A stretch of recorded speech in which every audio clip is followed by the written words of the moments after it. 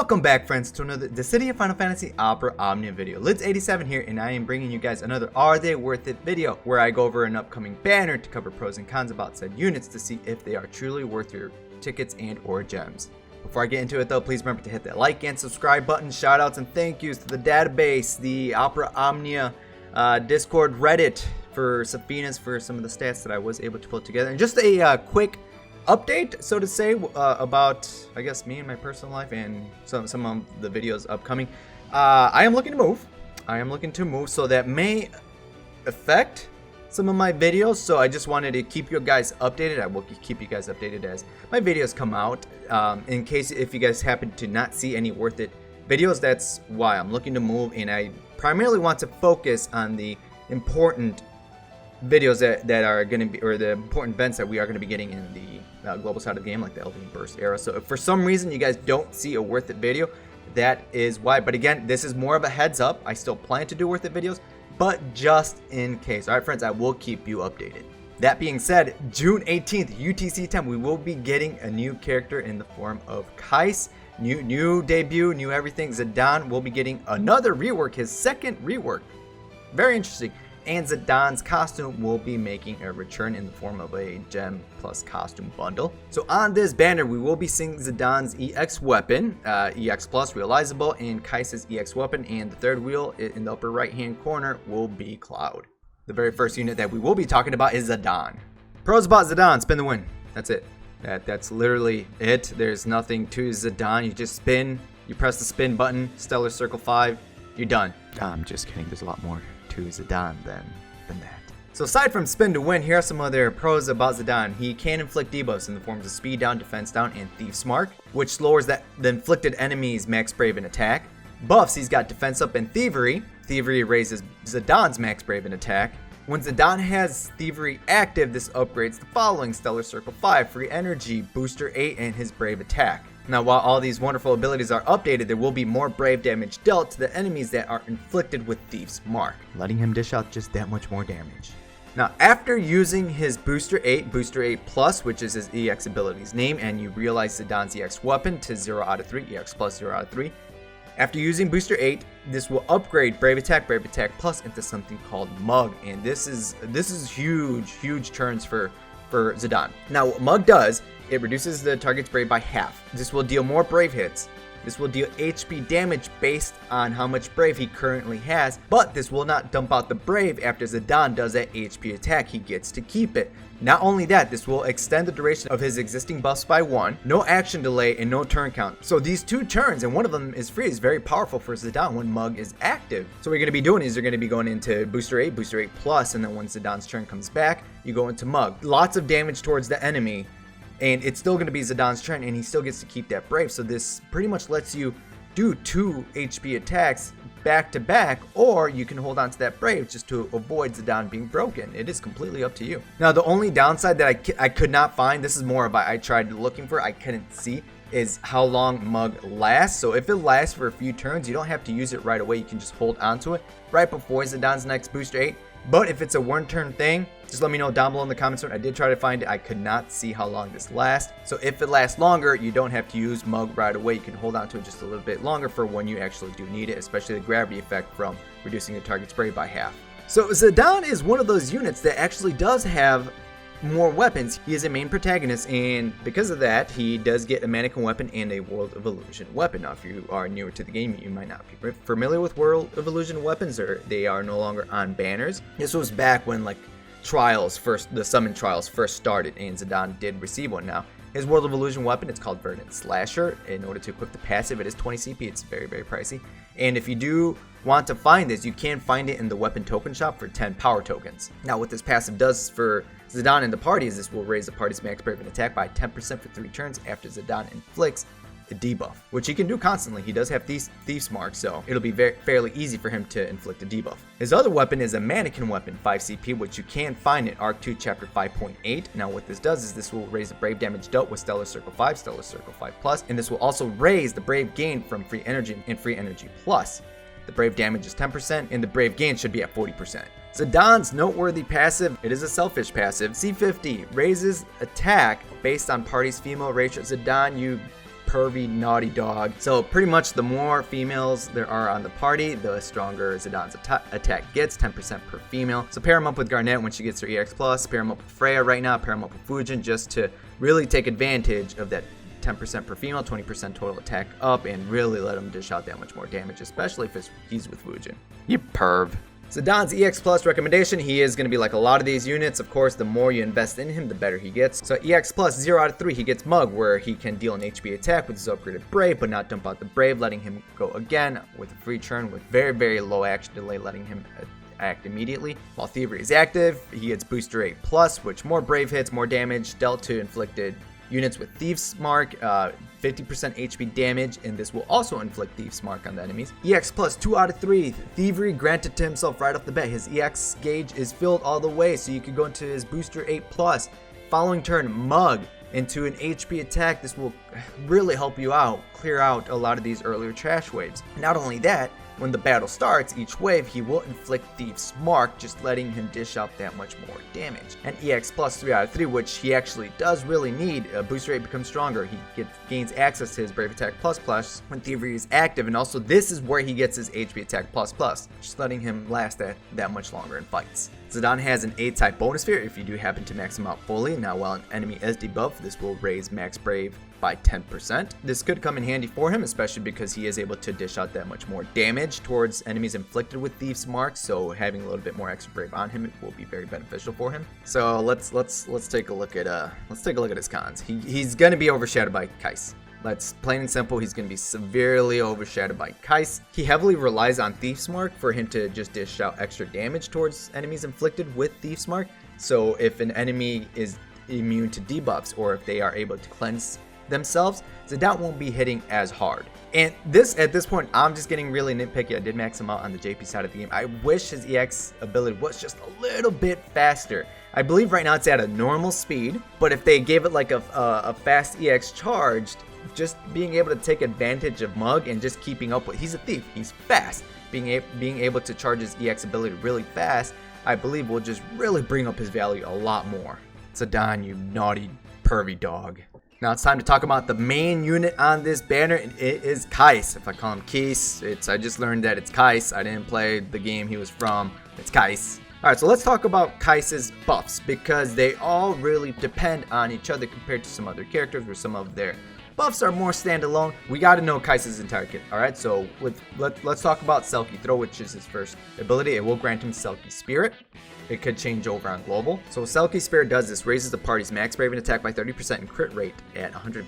150%, damn, that's pretty good. Now, while Selkie Spirit is active, this will upgrade Brave Attack and HP Attack into Brave Attack and HP Attack Plus, which this will raise the party's Brave based on max Brave. Now, during a chase sequence, this is very unique to Keiss.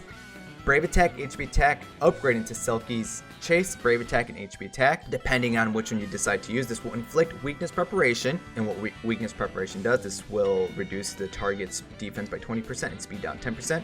If the target is not broken, this will reduce the Brave to 0. But also, Selkie's Chase will also Brave the party. This will raise the party's Brave based on max Brave. This is very unique to Keiss. He is the only one that is able to brave the party during a chase sequence, and this will come into play a little bit later in his kit. Now let's take a look at his second ability, Hero Support. This will raise the party's Brave based on HP damage dealt, and this will grant Smash Support to the selected ally for 1 turn. This will extend Selkie Spirit by 1 turn, and he will move his own turn right after the selected ally. So what Smash Support does is when that ally attacks whoever he gave Smash Support to, when they attack, this will initiate a chase sequence. This will prevent a break and leave the Brave at 1 though. Keep that in mind. This cannot be extended. Okay, so you guys are seeing what's going on here, right? He can brave the party, manipulate his turn to go right after the selected target. During the chase, he can brave the party based on max Brave. It's not over there yet though. And also something of worth, something of note is that his additional ability can recover 1 use of hero support up to its max values, and he does have 3 uses of his additional ability. And finally, this is where it all comes together. His EX ability, Sky High. He grants himself a buff called Meticulous Preparation. Now what this does is all allies chase HP damage plus 20%. So hero support to grant smash support to an ally. He manipulates his turn to go after said ally. said ally attacks and it triggers a chase sequence. Now during the chase, Keiss goes right after that ally. He is able to raise the party's brave, which is Selkie's chase HP attack, so he takes advantage of that. The following unit that chases alongside with him or after him takes advantage of that, and not only that, plus 20% to HP damage dealt. He's going to be dishing out a lot of damage. And we all know how useful HP damage up is. Now, we do have other forms of HP damage up in the game. The very first one was in the form of Charlotta. Charlotta has a buff called Light of Creation that increases the party's HP damage dealt by 20%. But this is overall. It's not locked behind a condition, kind of like Keiss is. His condition is locked behind during a chase where the party gets 20% HP damage up, and same thing with Pandemonium. If you get the 6th passive down on the list, this will increase HP damage dealt during a chase sequence by 5%. So you may be asking yourself, why should you pick Keiss over Charlotta? Let me tell you why even pick between them. Put them on the same freaking party. So with Pandemonium's, Charlotta's, and Keiss's HP damage up during a chase, that's 45% extra HP damage during a chase. The chase meta is back, guys. It's back. Now, the main benefits of Keiss over someone like Charlotta is the fact that he can manipulate his own turns. You can choose when to go into a chase. You can braid the party during the chase with the Selkie's chase HP attack, just letting you dish out that much more damage. Pair this guy up with Charlotta. Pair this guy up with someone down the line called Kurosame from Final Fantasy Type 0, which he's also going to give the party HP damage up. Pair him up currently with Lael, just to take full advantage of a chase team. Pair him up with Noctis at the moment, who we did get his early EX+. And once Noctis becomes pretty much god tier with his LD and burst, Keiss is going to go very well with him. Pair him up with Cloud during the LD and burst because Cloud can initiate chases. Dark Knight Cecil, even now, or your Dark Knight Cecil when Dark Knight Cecil gets his LD. Ramza, when Ramza gets his LD and burst. Pretty much anyone that takes advantage or can initiate chase sequences will go very well with Keiss. Now let's take a look at his noteworthy passives. At C50, raises party max brave attack while Selkie Spirit is active. I believe it's at 10%. I'm having a little bit harder time finding these accurate stats, so usually it slightly raises, so it should be at 10%. If I'm wrong, please let me know down below in the comments. But his C50 can be boosted with his artifact passes Well-Informed Selkie Boost. Now what this does, this will raise the party's max brave and attack by 5% while Selkie Spirit is active. Pick up 3 of these, it's an additional 15% to max brave and attack to the party. Get these. And on top of that, with his C68, this will raise the party's max brave by 20%. EX Plus recommendation, at least 2 out of 3, at least. At EX Plus 0 out of 3, Sky High can delay the target by 1 turn. At EX Plus 2 out of 3, he will get all his buffs right away. Meticulous Preparation, Selkie Spirit, medium attack up so you could really start taking advantage of the chase damage. And EX Plus 3 out of 3, Sky High gets stronger, and Selkie's Chase gets upgraded to Selkie's Chase Plus, which now allows for 120% max brave overflow, letting your party dish out even more HP damage. Now, Keiss does have an A-type bonus sphere. After joining a chase sequence, the user of this bonus sphere will raise their attack by 10% for 8 turns. There's a lot of characters that can take full advantage of this, but it is well suited for Keiss. Now, there is one major con, but in the form of upcoming bosses, that there will be bosses that resist chase. One of the main ones is Ultimate Alexander. Don't let that stop you from pulling for Keiss. That's probably like maybe like 20% of the bosses that will resist a chase sequence or resist chase entirely. So just keep that in mind. All right, friends, now we're at that portion of the video. Are they worth it? Are they truly worth your tickets and or gems? Tickets, yes. Gems, oh hell yes. Throw something at this banner. So all in all, this is a really good banner, regardless if you go for Zidane or Keiss. Keiss does overshadow Zidane by a lot, but that doesn't mean Zidane is bad at all.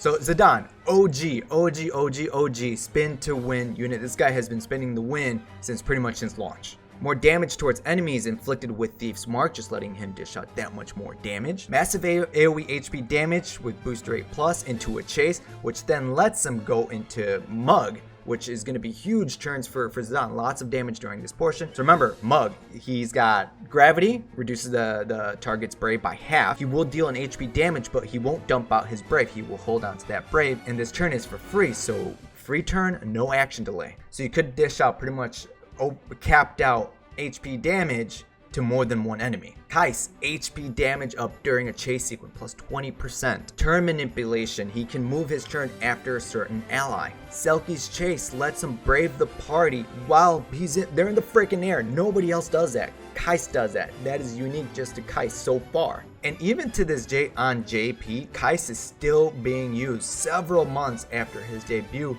on the JP side of the game.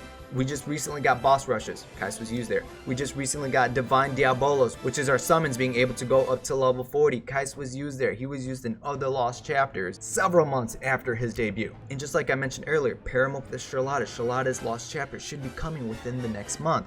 Kurosame, which is a new type 0 character we will be getting that gives the party HP damage up also, just so you guys can really take advantage of that HP damage during a chase. The chase meta is back. Just remember, friends, there will be some bosses, not all of them. It's usually the bigger bosses, the big, hefty, like Atlas sized bosses that will resist a chase sequence. Some bosses, not all of them though. So if you're asking yourself if this banner is PD worthy, yes. Zidane, he is strong.